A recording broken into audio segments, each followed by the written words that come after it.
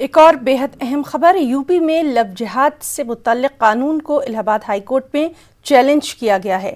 عرضی گزار سوربھ کمار نے مفاد عامہ میں عرضی داخل کی ہے۔ عرضی میں قانون کو آئین اور سماجی حقوق کی خلاف ورزی بتایا گیا ہے۔ عرضی گزار سوربھ کا کہنا ہے کہ قانون کی آڑ لے کر لوگوں کو ہراساں کیا جا رہا ہے۔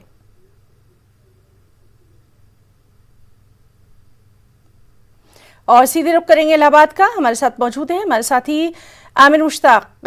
آپ سے جاننا چاہیں گے کہ جس طرح سے مشتاق ہم دیکھ رہے ہیں کہ قانون کو الہ آباد ہائی کورٹ میں چیلنج کیا گیا ہے، کیا کچھ اور اس کے متعلق تفصیلات؟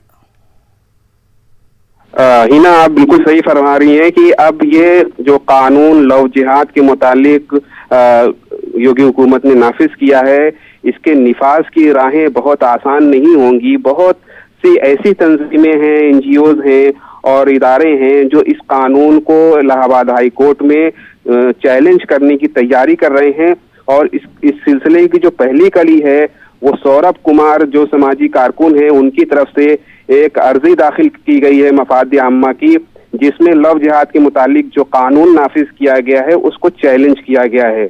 عرضی گزار کا کہنا ہے کہ یہ قانون جو آئین میں حقوق دیے گئے ہیں سول سوسائٹیز کو یا سٹیزن شپ کو یا باشندوں کو، اس کا وائلیشن ہے، اور خاص طور سے جو سول رائٹس ہیں اس قانون کے ذریعے سے اس کی پامالی ہو رہی ہے۔